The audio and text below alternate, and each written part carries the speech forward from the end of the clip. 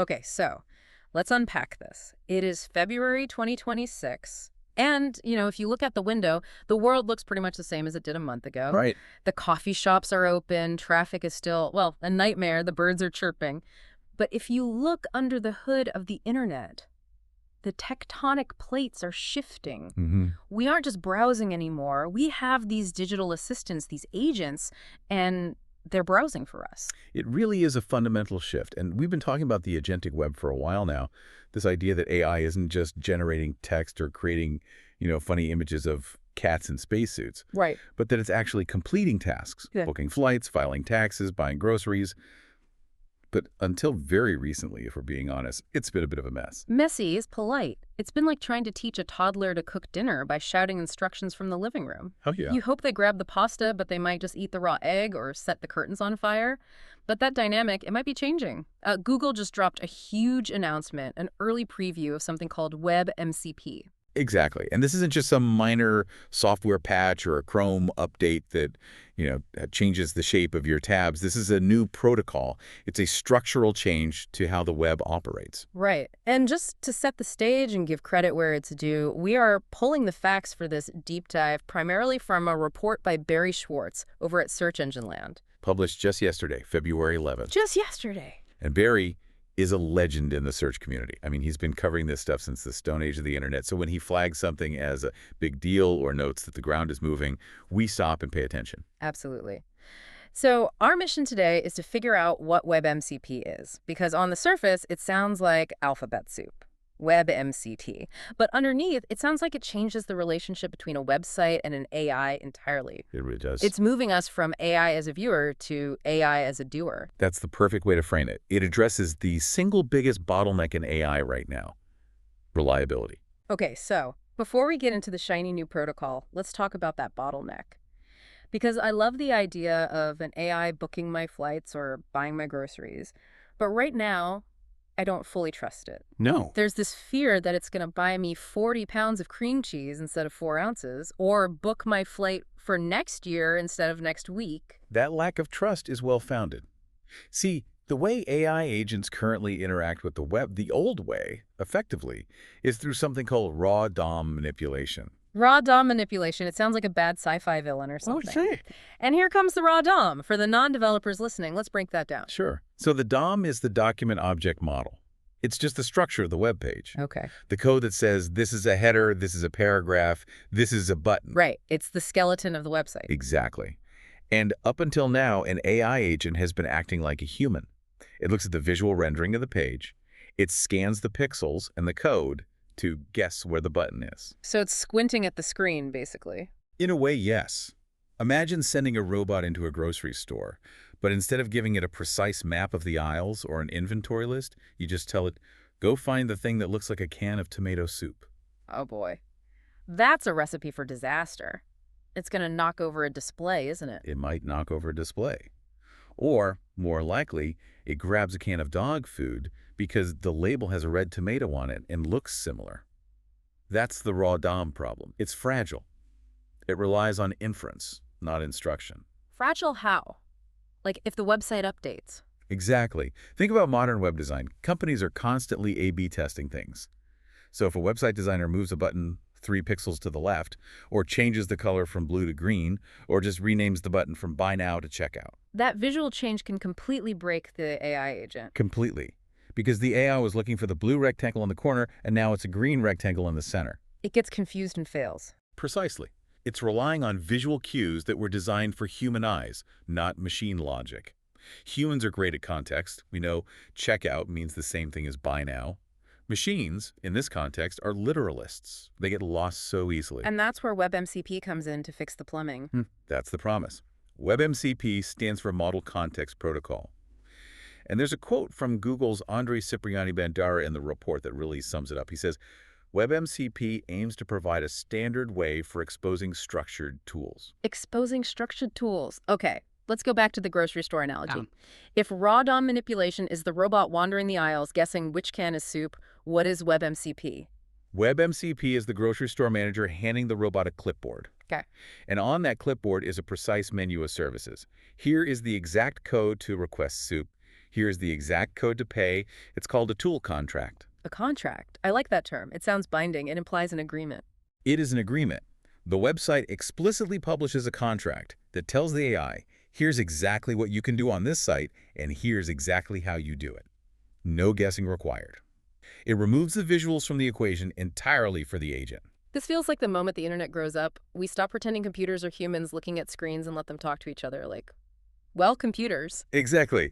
It's a shift from a graphical user interface, so GUI, which is for us, to a standardized interface for agents. It's giving the AI a backstage pass so it doesn't have to wait in line with the humans.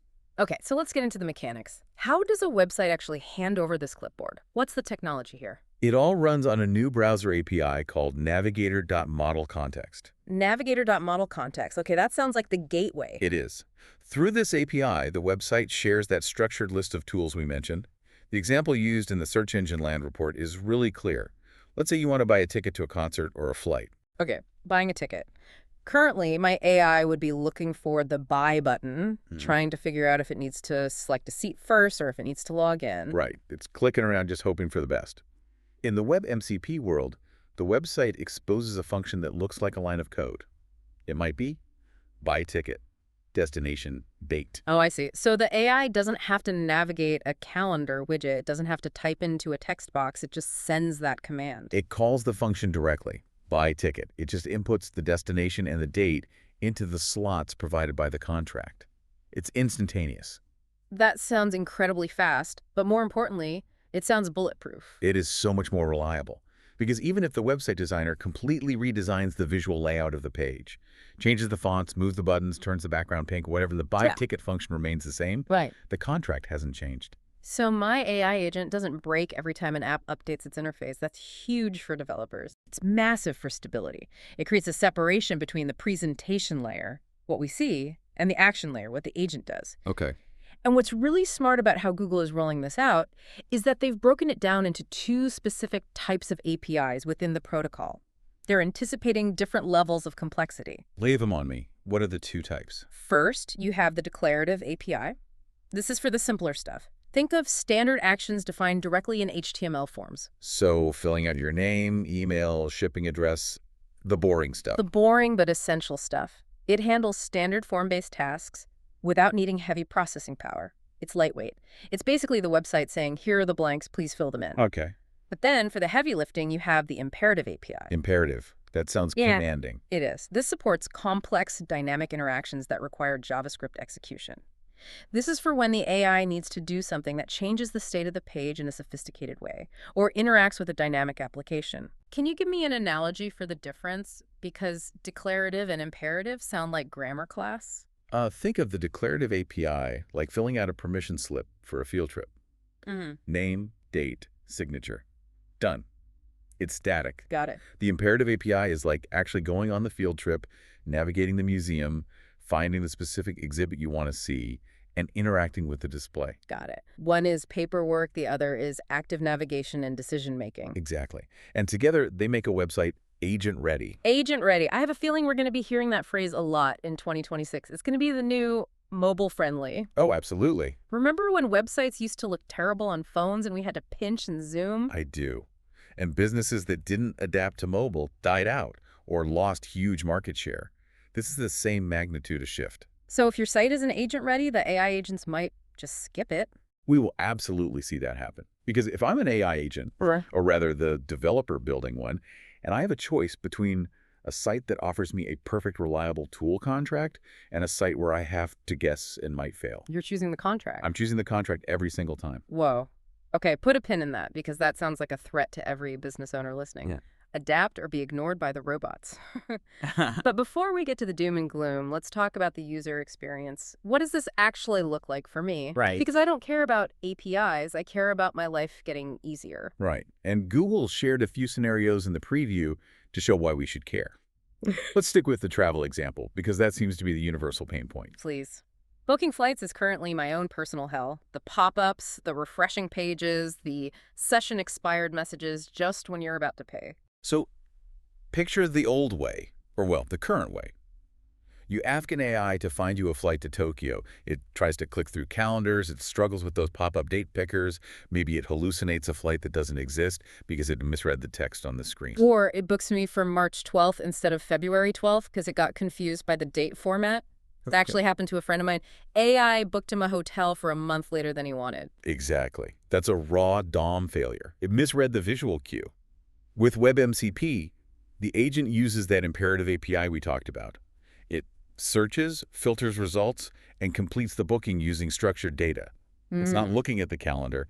It's feeding the dates directly into the booking engine's back-end logic. So the result is I actually get the flight I asked for. You get the exact flight with zero risk of the AI clicking the wrong pixel. It's precision. Yeah. It turns a maybe into a definitely. Okay, sold.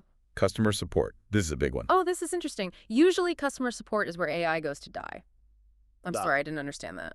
Please rephrase. Right. Right. But imagine you have a technical problem with a product. Maybe your internet router is acting up. Yeah. Instead of you trying to explain it to a chatbot typing out, the blinking light is green, now it's orange, Yeah. now it's off, your personal AI agent can assess the issue. Okay, so my agent talks to the router. Potentially. Then, using WebMCP, your agent connects to the company's support site. It creates a detailed support ticket. But here's the magic. It automatically fills in the required technical details, logs, error codes, firmware version numbers, instantly. So my AI talks to their AI. Yes. It ensures the support team gets the right info instantly. It turns a 20-minute frustration of you crawling under your desk with a flashlight to read a serial number into a 2-second data transfer. That is beautiful. No more typing out serial numbers while squinting at the back of my router. That alone makes this worth it. And the third use case Google highlighted was e-commerce, specifically precision. I'm guessing this is about the shoe size problem I mentioned earlier. Or just buying clothes in general. It is. Think about how many drop-down menus there are on a clothing site. Size, color, fit, fabric. And sometimes the colors are midnight blue and navy, and they look identical on the screen. Right. An AI using visual scanning might click the wrong one. With WebMCP, agents can find products, configure specific options like size 10, midnight blue, wide fit and move through checkout by sending the specific product codes. The key benefit is that there's no misunderstanding the drop-down menu. Because it's not reading the menu visually, it's sending the order code. Correct. It eliminates the fat finger error, but for robots. This all sounds incredibly efficient, but I want to pivot here. We've talked about the how and the what. Let's talk about the so what. What does this mean for the web as an ecosystem? Because if I'm not clicking the buttons and the AI is just sending code, does SEO even matter anymore? That is the multi-billion-dollar question. And the experts cited in the Search Engine Land article are already ringing the bells. Yeah, I saw a quote from Dan Petrovich. He didn't mince words. No. He called this the biggest shift in technical SEO since structured data. For those who don't live in the SEO basement, structured data was when we started tagging things so Google knew this is a recipe or this is a review. Exactly. Structured data helped Google categorize content.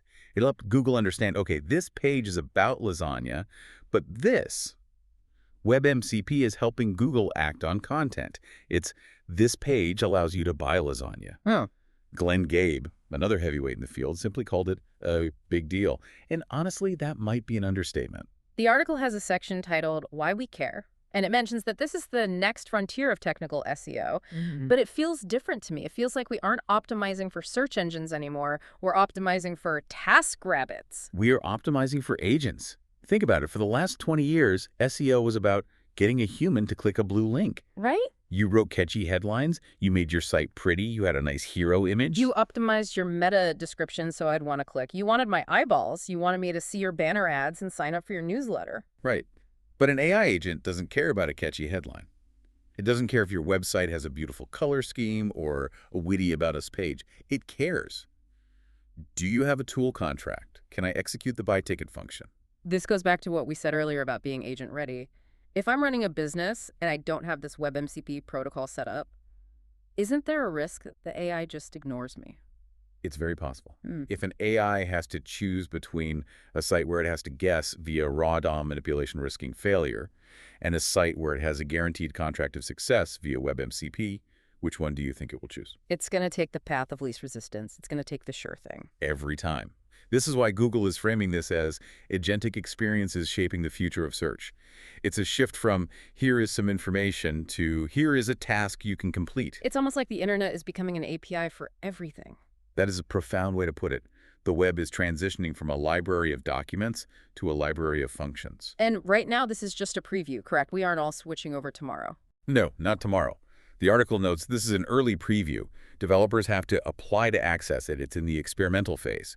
But the fact that Google is pushing this protocol, WebMCP, means they're serious about standardizing how this works. It's interesting that it's Google driving this too, because traditionally, they rely on ad revenue from people actually visiting websites. Right.